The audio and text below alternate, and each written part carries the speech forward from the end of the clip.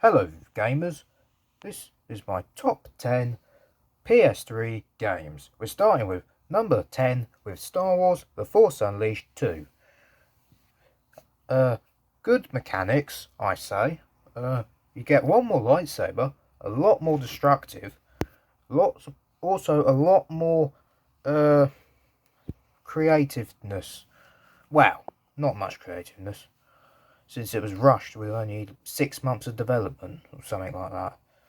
But overall, it's a good game that got LucasArts at least a rushed finished story.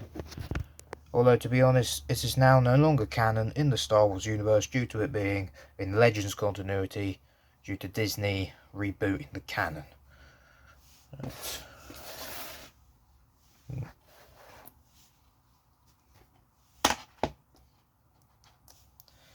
Number 9.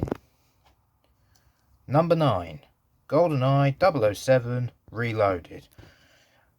Most people call this a reboot of the GoldenEye game from 1997, but it's more kind of a Call of Duty James Bond. It's not many gadgets and it's mostly just shooting lots of enemies. Follows the story of the film GoldenEye using the likeness of not Pierce Brosnan, Daniel Craig, like you can see on the box art. I mean, overall, it's a pretty good Bond game compared to what Eurocom would later develop, being 007 Legends, which eventually got them shut down, unfortunately. But, yes. Okay.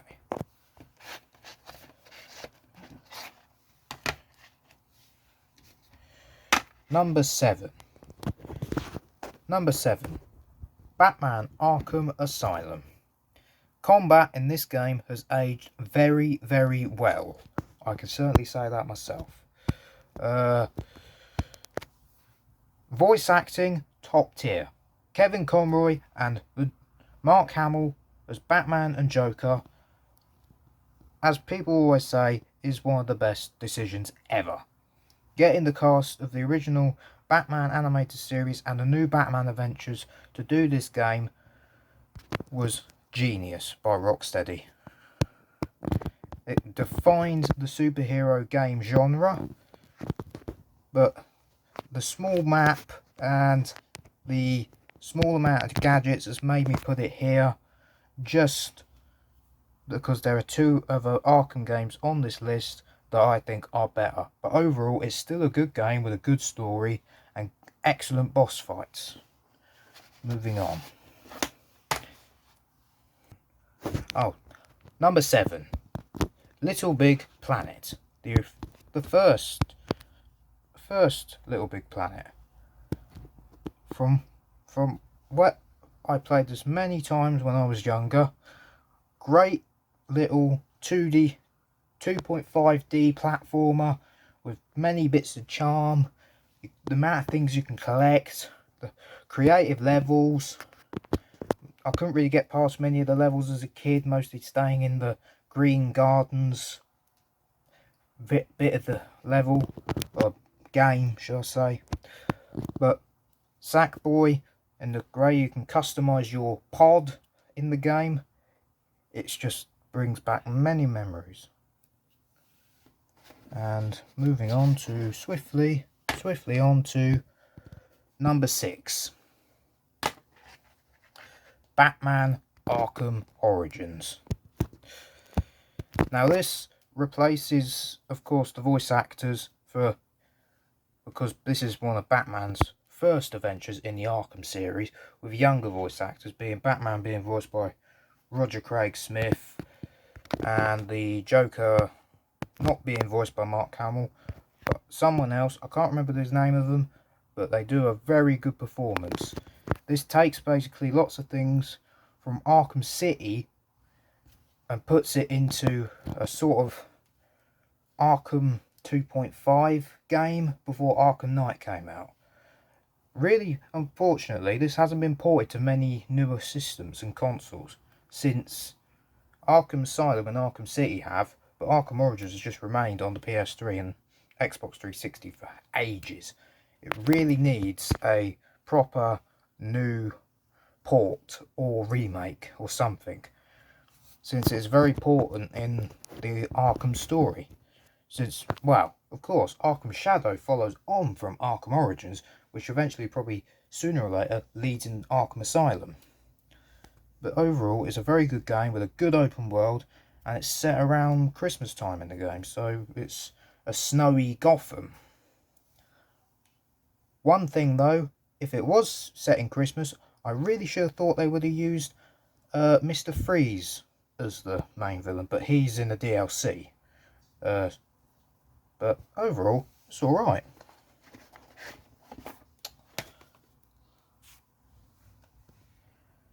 Hang on.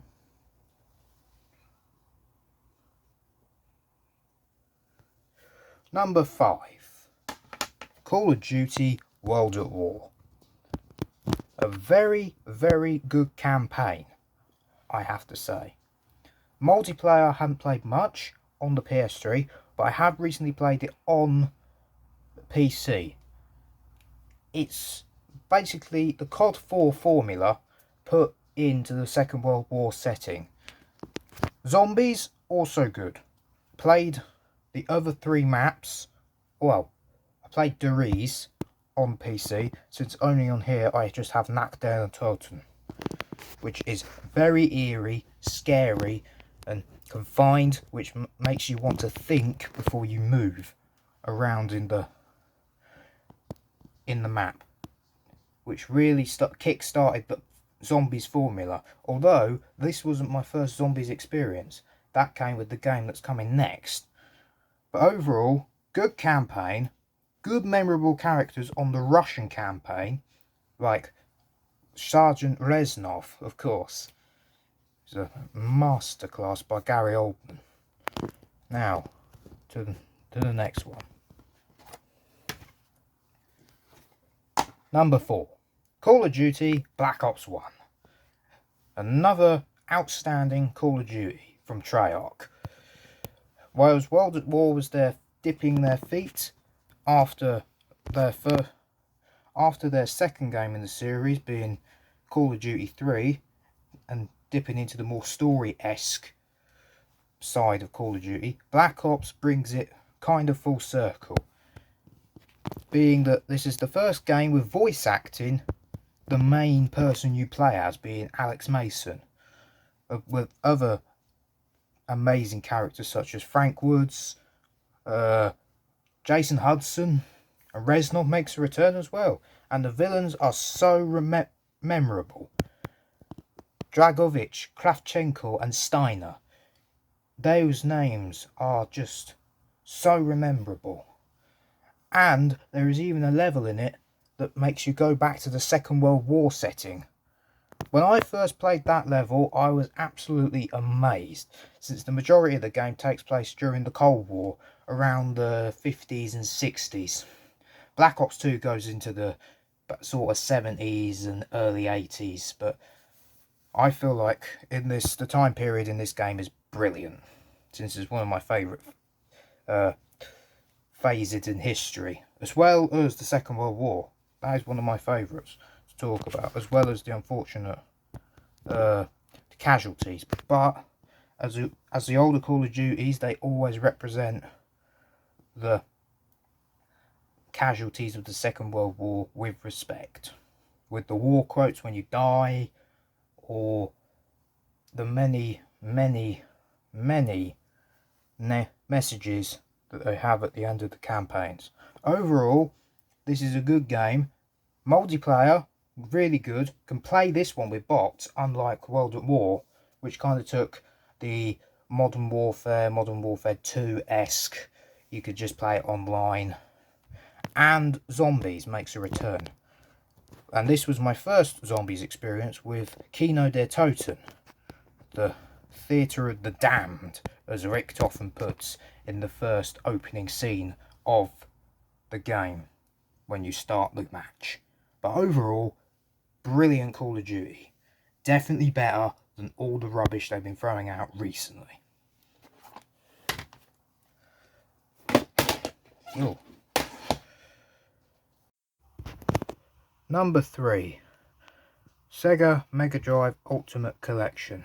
It's a proper brilliant game if you want a slice of retro gaming, as it has, well, as it says on the box, featuring Sonic the Hedgehog and all its sequels, Streets of Rage, Echo the Dolphin, Shining Force, Golden Axe, and many, many more.